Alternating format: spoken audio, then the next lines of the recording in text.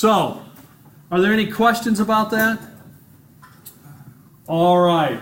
We're going to move straight ahead to our talk on biography. And generally speaking, the paper on the subject is due a week and a half after I have spoken about it. Did you get your copy, John Wineland? I do. Okay. So if I'm talking about something, biography, on a Wednesday, the biography paper will be done the following Wednesday plus Sunday, like 10 days later. Yes, sir. Is the paper you're talking about the poetry one or whatever? No, that's supposed to No, be we done already this talked week. about that. That's due on the 1st, according to my file. Let's do this Sunday. This Sunday. Yeah. Okay. So now we are on to biography. So raise your hand if you know what biography is. Okay, class is over. Let's go. No, we're going to talk about more about biography. Well, So, biography is not as obvious as it seems. There are some things you need to look for. Also, autobiography is not going to be included in this category. We're going to put that under memoir because what you look for in when someone's talking about themselves is different. So we're just talking about biographies written by other people. Yes, sir. okay, I guess it's just I can ask that question. I'm more Yeah, memoir is later because not everyone is entirely truthful or has a good perspective on their own life. So it's like there is a difference between memoir and autobiography. We'll talk about that later, but essentially one suggests the whole life and memoir suggests part of the life. But you'll just have to wait for that exciting lecture later on. Okay, so, if I can figure out what button. Why is biography so popular? Anybody know who any of these people are or see any of those movies? It's the Imitation Game. A Beautiful Mind.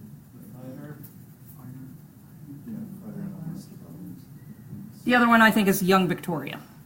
Okay, so biographies are popular for the same reason that sequels are popular. If you already feel like you know the story or you know the characters or you're not going into it totally blind, people are attracted to seeing something that they already know and care something about. It's easier to sell and promote, whether you love the person or hate the person. It's easier to sell something to the public if they're already going to be interested.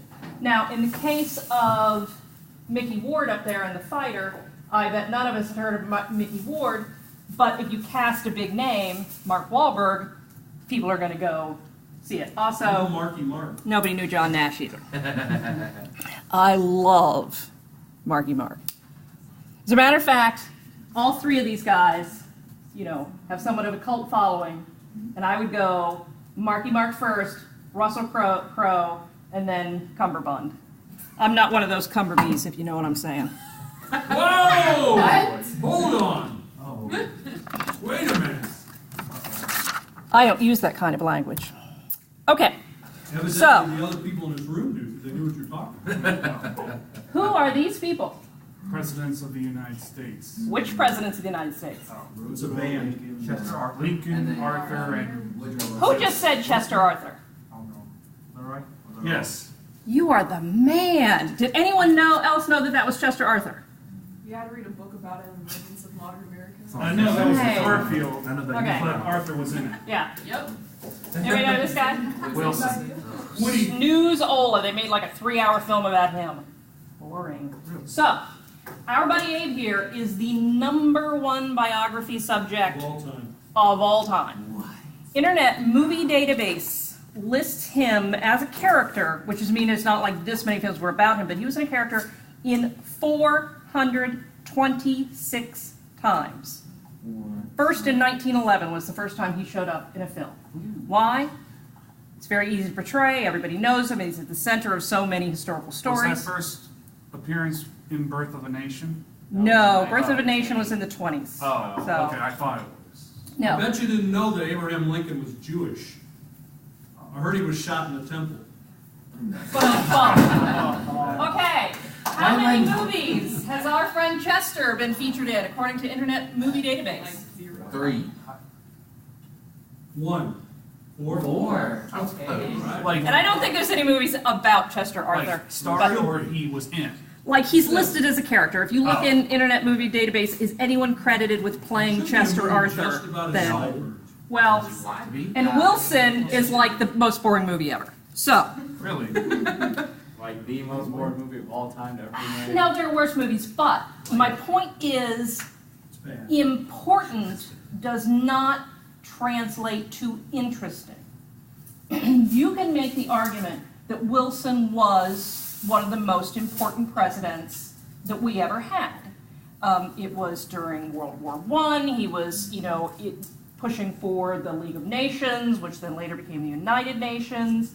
He was a seminal transitional character in the American story that has a lot to do with law, politics, economic culture. He does not make a good movie. These things are not necessarily cinematic. So the things that keep getting made again and again, and also the people that keep being featured, no one's going to say Abraham Lincoln wasn't important, and obviously that was a very important period of time as well. But when you look at biographies as a whole, the people that keep getting movies made after them tend to be people with flashier stories than making the League of Nations and failing. Not all subjects are cinematic. So, you want to go see a boxing movie or a chess movie? I've seen some chess movies, but the reason they make so many boxing movies is boxing is inherently cinematic. So it's, a lot easier to make an interesting, dynamic film about boxing than it is about a chess Is it player. sad if the only movie I know in the boxing is Southpaw? Yeah, let me think.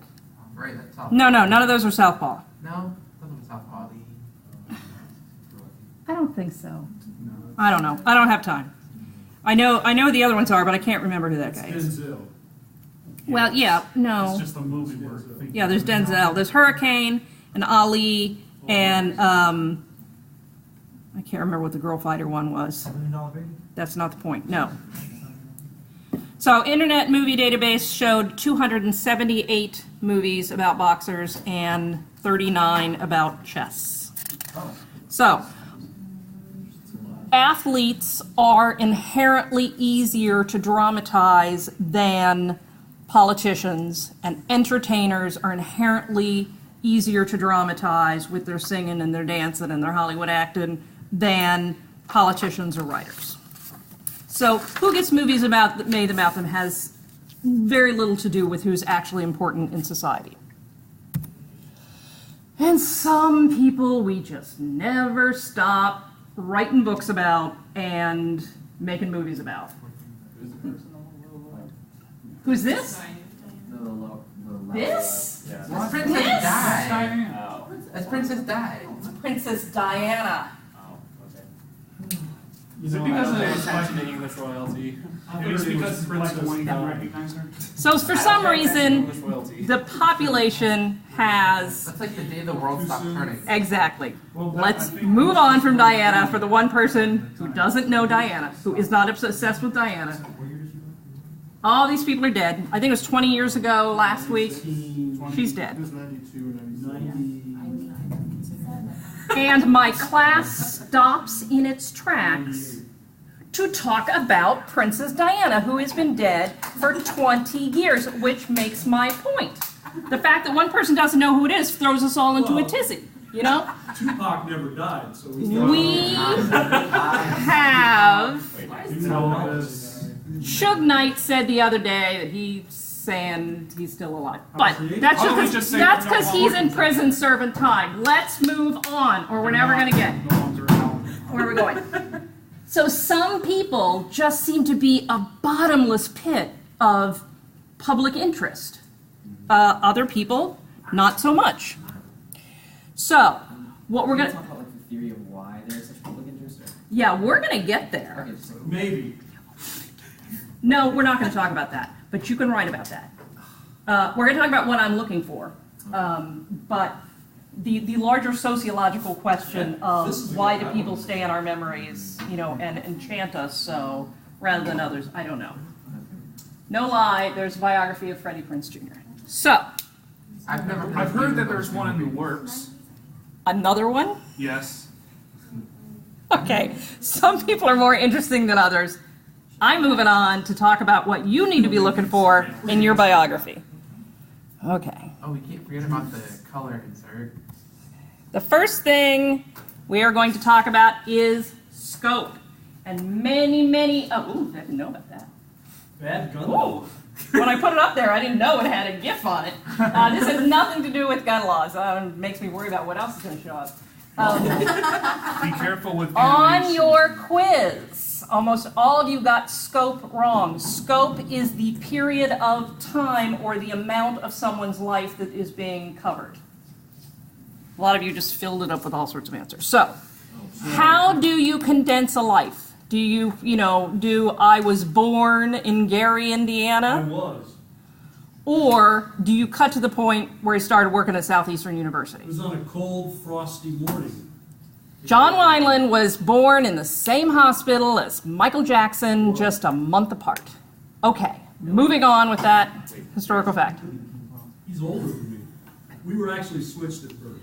I don't Do you tell the whole life story, or do you just tell the funny parts, which is why we are not talking about memoir today. We are talking about biography. I'm talking about you, you're not talking about yourself. We're So, taught they want to show the most important parts of a exactly.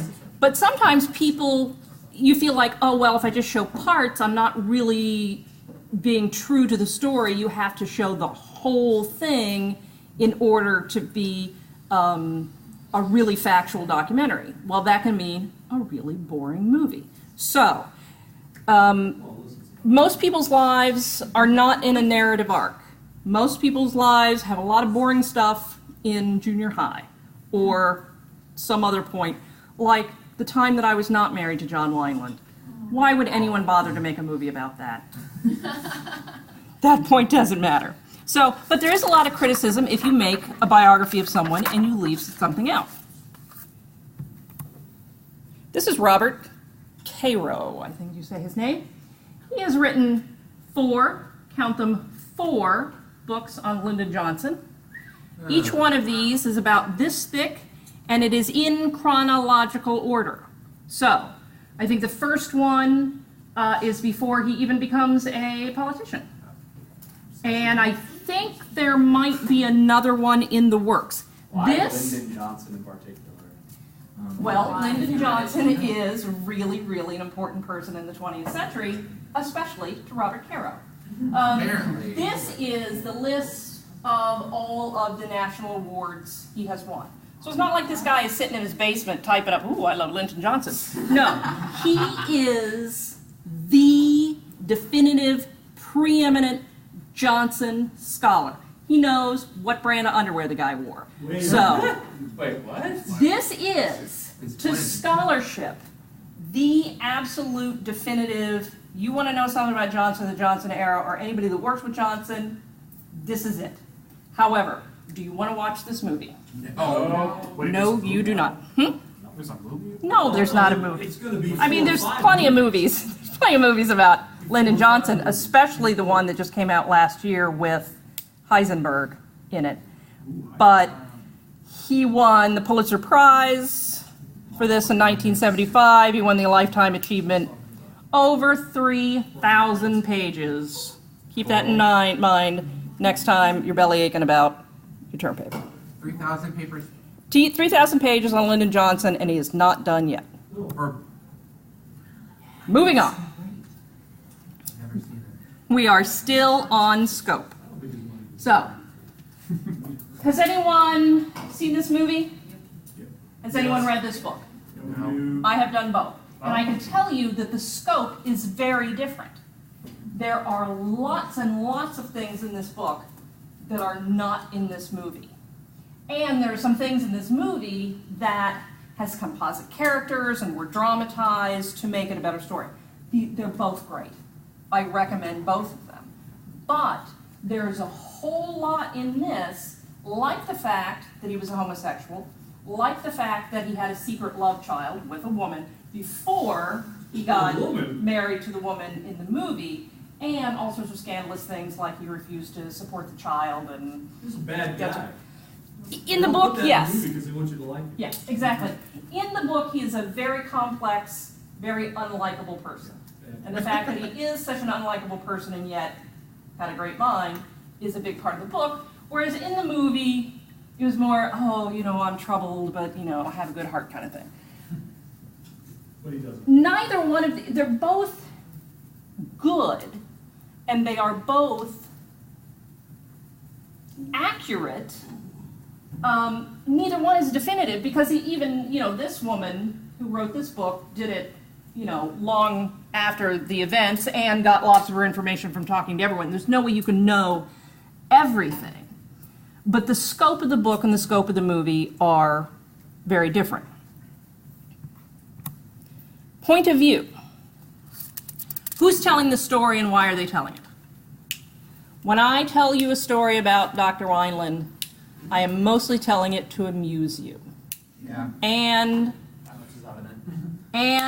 you can assume that I have some authority because I am his wife. However, you can also assume I'm not telling you the whole story.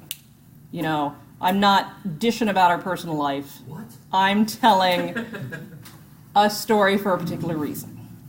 If I was speaking to our marriage counselor, I might be saying different things. Whoa! So, hold on. Wait a minute. who is the audience and who is telling it? Are they telling it to mythologize the person, to celebrate the person, to demonize the person? I don't have a marker here, but does anyone know the word hagiography? Hagiography. Hagiography. You have a marker? I have it written down how to say this because I read it all the time. Hagiography. But what a hagiography is basically something that says this person is the best ever. Comes from the same word as holy, the first part. Like the Like halo. Hagia Sophia. Yeah, saint. So this means it's a writing about a saint, but you take a sort of regular person and make them into a Yeah. saint. So if you're writing a story saying, oh, and if I wrote one about John Wineland, it would be a hagiography. Thank you. You want to be aware of that. A lot of times when you read book reviews, that word is used.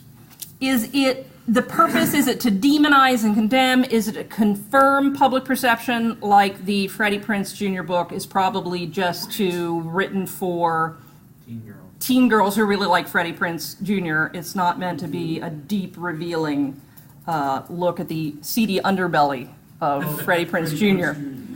Or are they unveiling a truth? You know, it's time the truth was told and I'm going to, tell the true story. So let's look at someone who you may have heard something about. Ooh. Oh my. Who's that?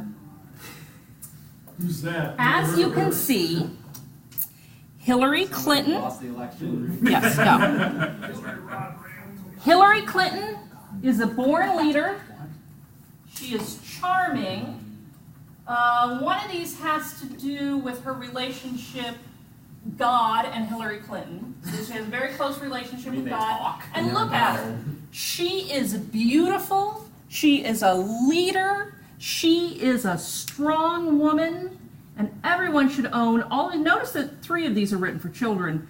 Hold on, does that book say some girls are born to lead? Yeah, exactly. Wow. So, Hillary Clinton, as we know, That's an accurate. is a saint. As, you can't, these are books, they must be true. Or, is Hillary Clinton the devil?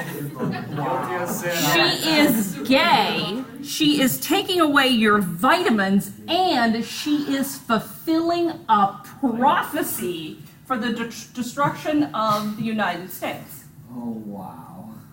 All of these things were published. All of these things you can go out and buy. You can no longer buy the Globe, because that's a weekly, but all of the rest of these you can get. I just got these off of Amazon, both of the slides. So these are all biographies of a well-known person, but obviously they have very different points of view. And which ones you purchase and which ones you choose to read are going to have a lot to do with what you think already, not because you are really getting to the core of what makes Hillary Clinton a born leader even in childhood. I would say this Edward Klein person really doesn't like Hillary if he's written 2 books about how much she sucks. He really, really hates her. Okay, But Bob Fell must know what he's doing. He's got a PhD. so, and apparently knows about the prophecies. So, point of view is something you really need to look forward to. And I also want to point out at this point, there is no obligation, no legal obligation to tell the truth. All of these people, I suspect on both of these slides, have some things that are true and some things that aren't. But if they say something that's not true, then it's up to Hillary Clinton to sue them for Libel, right? libel or slander. There's nothing stopping them from, publishing things. I mean, Hillary Clinton's line, and her line of thinking just about anything against her is Exactly. So, in other cases, so source material is what we're looking for. So, the OJ case is pretty easy because, were any of you alive during the OJ case? And what's that again? When I O.J. remember- Simpson was a very famous and popular athlete who may or may not have brutally murdered his wife and another person and then fled the police and then had a televised trial that went on for months. Leaving out OJ's movie career in sports and And was on TV every dang day for the whole summer. I mean, it was on every channel, carried live. What year was So, this? 90s? 97, 98. Yeah, Like the the murder murder was. this was the biggest news story in America for a year. So, go back and look it up if you want. 96. But the point is, it's really easy to make an OJ movie, as they have made a lot of them. There was just like a There is 5 or 6 part miniseries. It had that had Sarah Paulson in it. 10. Yeah, yeah, and that got lots of awards. Yep. But that is so easy to make because, first of all, every one of us saw it on television, whether we wanted to or not. It was in every single magazine, every single newspaper. Of course not, you were a baby. But it's really easy to tell this story because you don't have to buy the personal story rights. All of this is the public record. He doesn't have to authorize it. Nobody has to give permission to tell this story because you got the whole transcript, you got all the police reports, all of this is in the public record.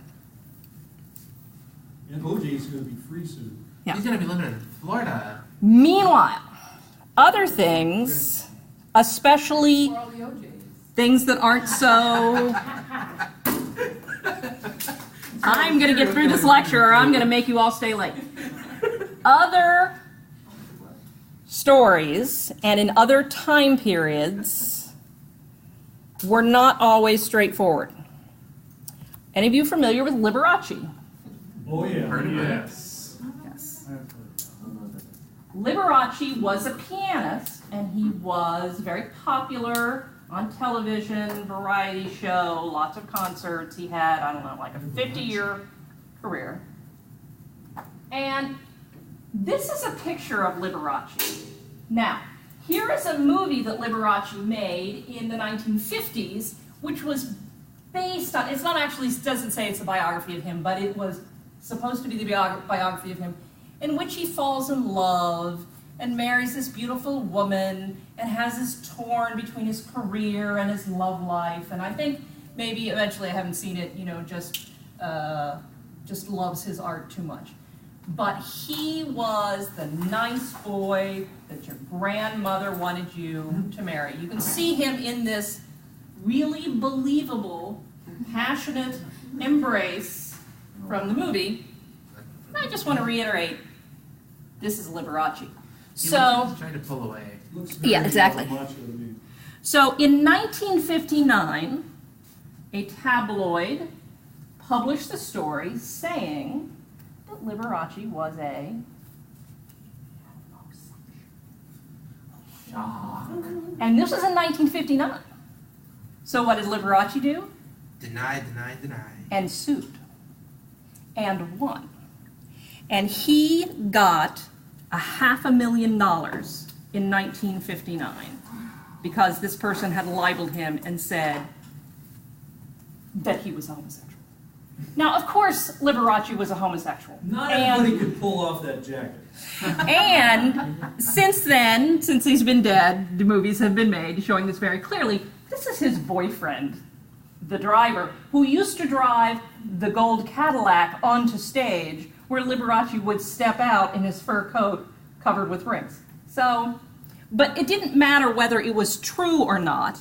In 1959, you could sue someone for saying you were gay and get $500,000.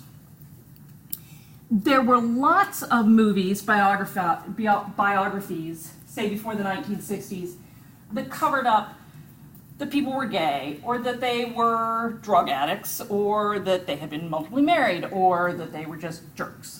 And even the People magazines, the celebrity magazines of the day that will unveil every single, thing about the Kardashians, even then would pretend that people didn't have secret love children or were divorced or other unsavory things. So standards are very different. So if you see a biography made, say, in the 60s or before of a famous person, you might reasonably question whether they're telling you the whole story. So it's like selective half-truths. Yes, but a specific kind of selective half-truths. As you saw, the Hillary Clinton stuff is also selective half-truths, but during a certain period of time, they specifically sanitized people's romantic or reproductive history. Wait a minute. Oh, wow. On the other hand, you know who these people are? So, this is Nancy. Frank Sinatra. Raise your hand if you know who Frank Sinatra is. Okay, famous guy and friend of Ronald Reagan. This is Nancy Reagan, who also friend of Ronald Reagan. I would hope so. Well, Yeah, really good friend. it turns out that Nancy Reagan and Frank Sinatra They blew up. had a really, really hot affair. Oh my gosh. Tell me. Or did they? Not the ones. I'm gonna be. Ask Kitty Kelly. Kitty Kelly was a very well-known, very big, best-selling, popular biography author, and she made her money writing books about unauthorized biographies about famous people and all sorts of salacious details. Who can know for sure, but popular opinion at the time and since then, because this has been 30 years since this came out, is that no, they never had an affair. She was pulling together threads and making up something that never happened. There's no evidence, there are no accusers, there's nobody, and both of their life stories, it's just, no one believes it happened. I'd like to see those threads that she pulled together to have that. Well, I would suggest that you can read Kitty Kelly's biography on Nancy Like Reagan. as she was writing it, I'd like to see where she got those sources from. I don't really think that there are a lot of really good citations in a Kitty Kelly Doesn't book. need source. You paid enough money. People If you would like to see the footnotes in Robert Caro's Johnson biography, I'm quite sure that everything is cited. Less so, I think, Nancy Reagan's undisclosed sources. So, but both reflect the times that they were made. Wait, was this Kelly person just somebody who just wrote whatever she thought about? You put biography in air quotes. No, she wrote real biographies, but she peppered them with the most salacious, scandalous details and exaggerated things that maybe were not as important or maybe not as true. I think she doused things.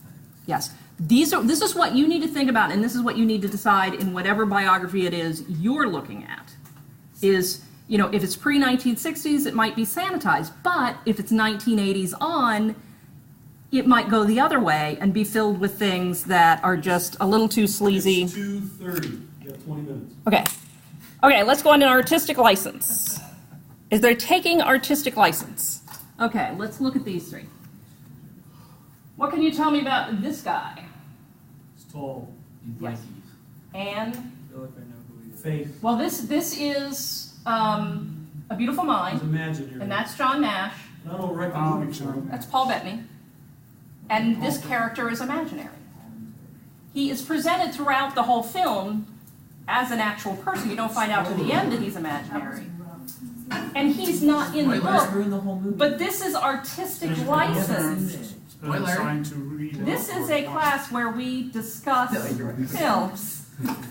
So the reason that the filmmakers created this imaginary character is because they wanted to portray to the audience that people didn't know what was true and not true, and he didn't know what was true or not true. So the audience believes that this is a real person because Nash keeps talking about him, but then in hindsight you realize no one else is ever there when they're talking, and when the characters realize at the end that, man, this guy that John Nash had been talking about the whole time never existed.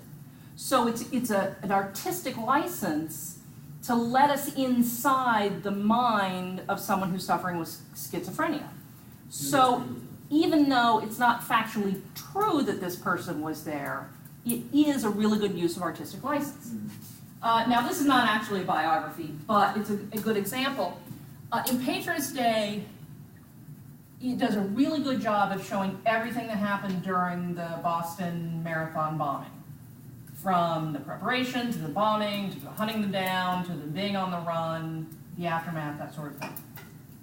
The Mark Wahlberg character is a composite. He's made up. There was no Mark Wahlberg character that was at the race and on Harvard when they killed another guy and in Waltham or Walpole or wherever it was they were when they caught him in the boat. Yeah, in the boat.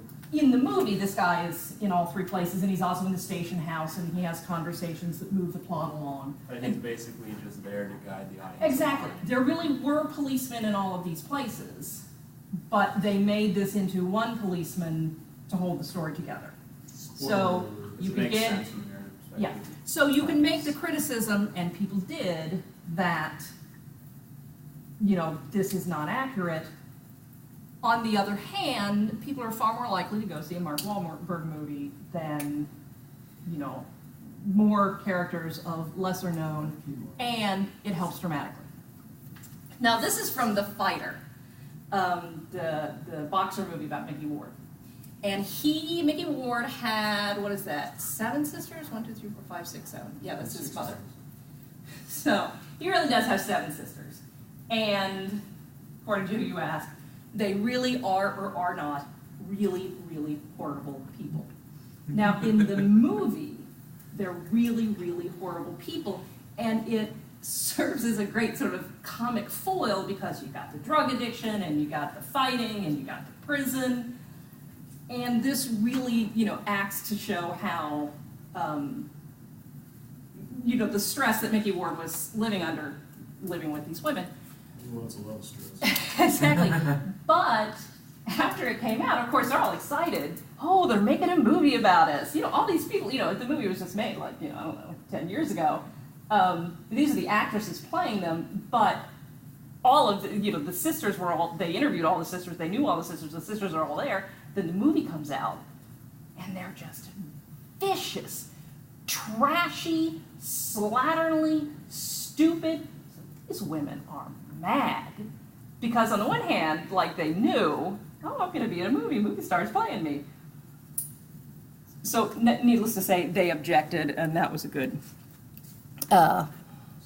People magazine story. Kind of like when people want you Why to come did to they a talk show. I don't get it though. Why did they make them such horrible people? Because it was good for the story, and I think that they probably were really horrible people. They just didn't want to be portrayed that way. So it makes a big difference whether the person is living or dead. If you're making a movie about living people, you got to deal with their reaction. Forget Emma Thompson.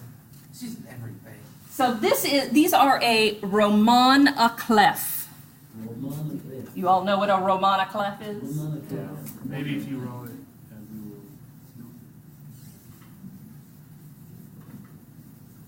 He's the guy that ran for president.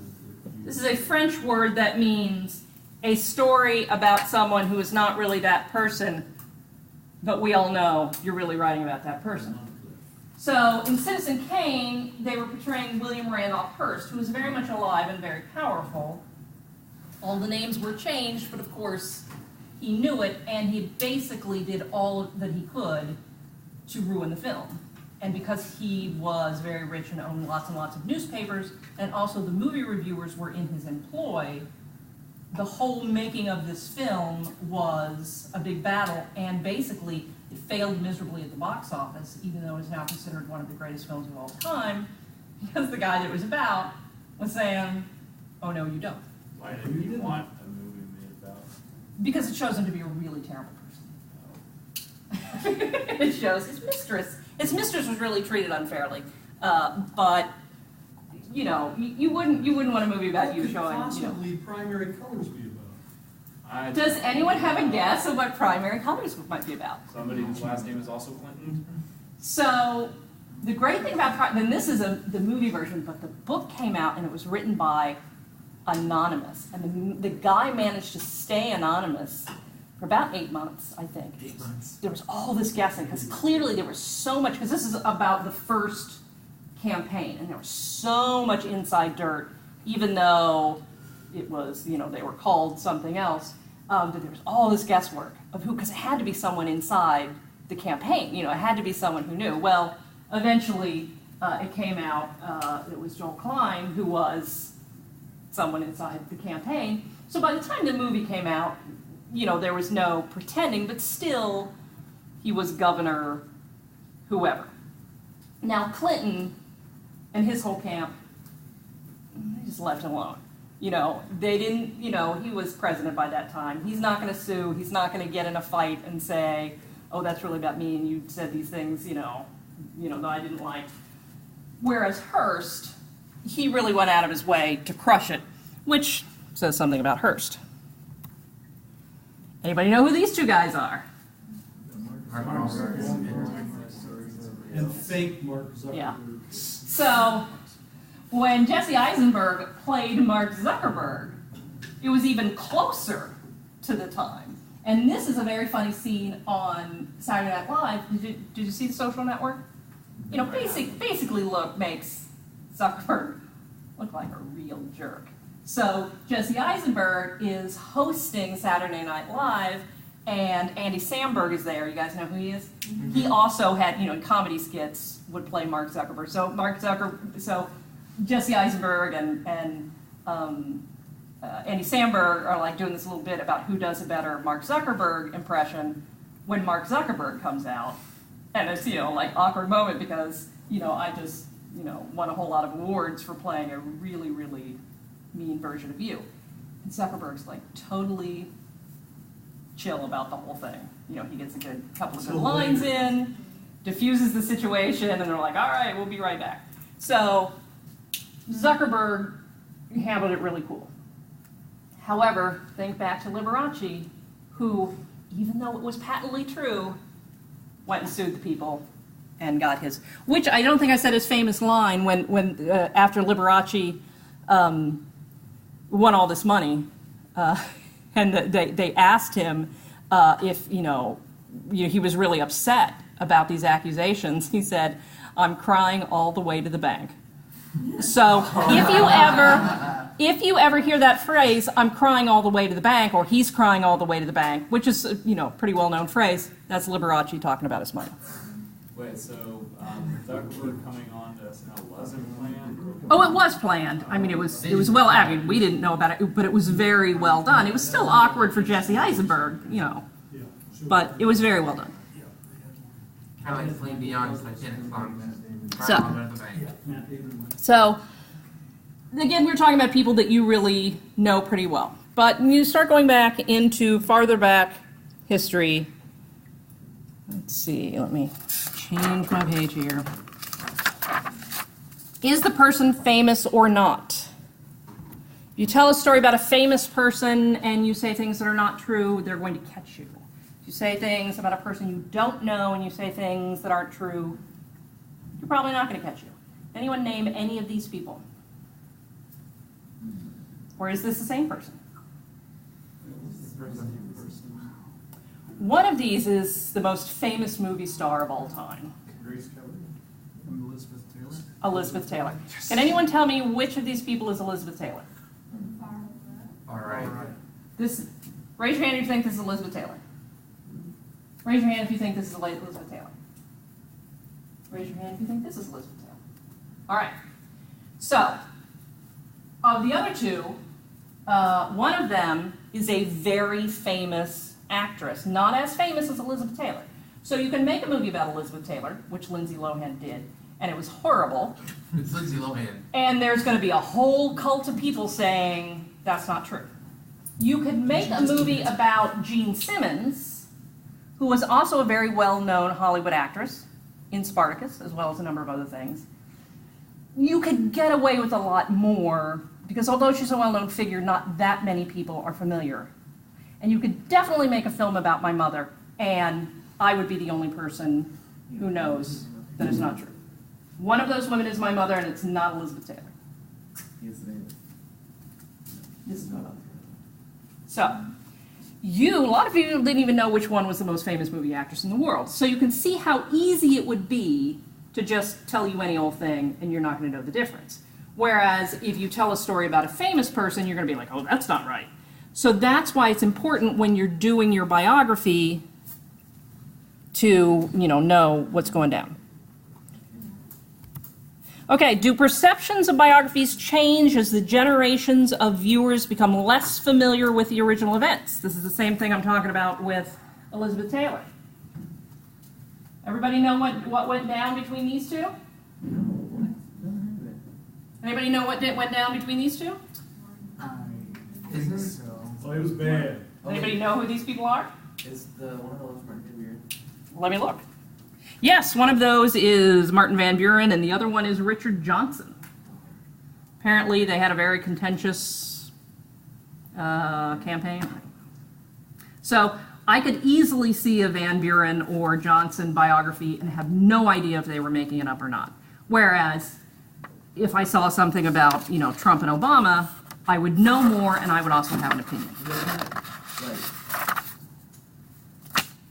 Why, timing is important too? Exactly, People exactly. the biography of their campaign, then, everybody would fact check from there. Exactly. If you look at a biography that was made then we can trust its accuracy maybe more than a biography made now. Exactly, and that is why that section of your review of what is the time difference between the two, why that's so important. So we're much more familiar with this than we are with this. So we may not notice that it's wrong right away.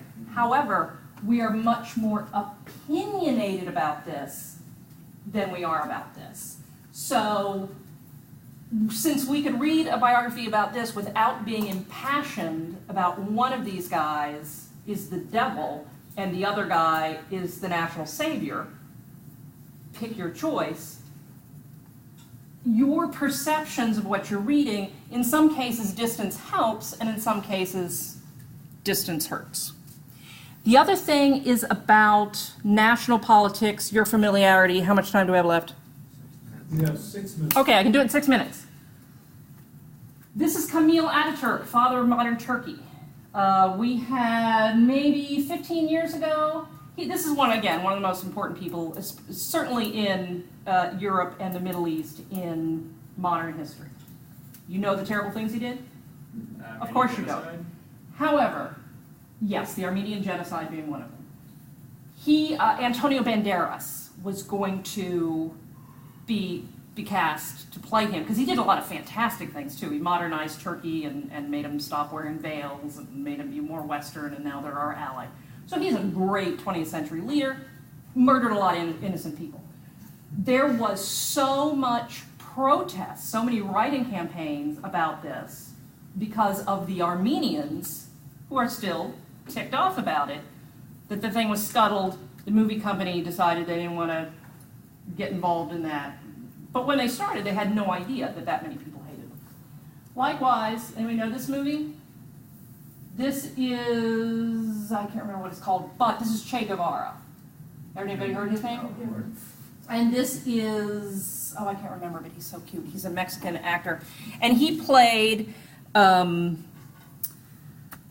as a young man discovering himself, how he came to communism. And I went to see that movie, and it's pretty good. But I have a friend who is a Colombian who absolutely refused to see the movie, even though it got really great reviews, because of all of the things Che did and who he was. Well, I don't know.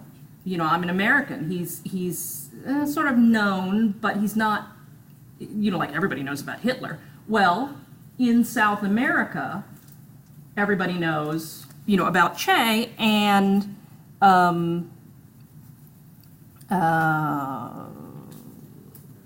they have an opinion.